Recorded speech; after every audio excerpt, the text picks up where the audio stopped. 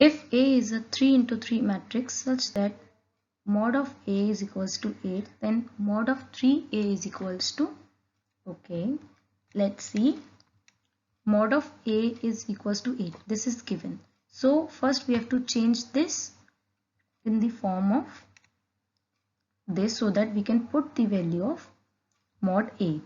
Okay, when we will take out 3 from mod, then we have to multiply 3 with the n, and n is the matrix. And what is the matrix? 3 into 3. So it will be multiplied by 3. So 3 to the power 3 mod of A is left. Okay, so mod of A is left. So first we will solve this. 3 to the power 3 is 27, and mod of A is 8. So we will multiply it by 8, and our final answer will be 216.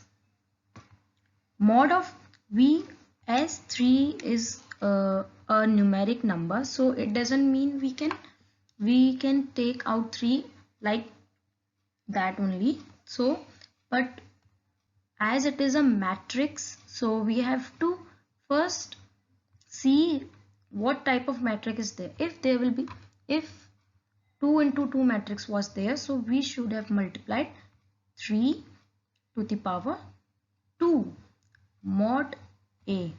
We have done like that if the matrix was 2 into 2.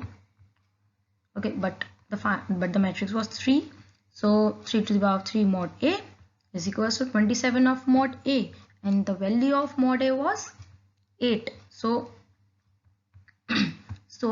so we have multiplied 27 into 8, and the final answer is 216, and the answer is D, our final answer.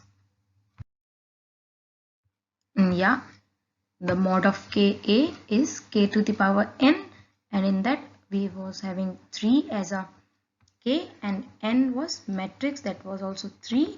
So 3 to the power 3 mod A is equals to 216, that we have done it.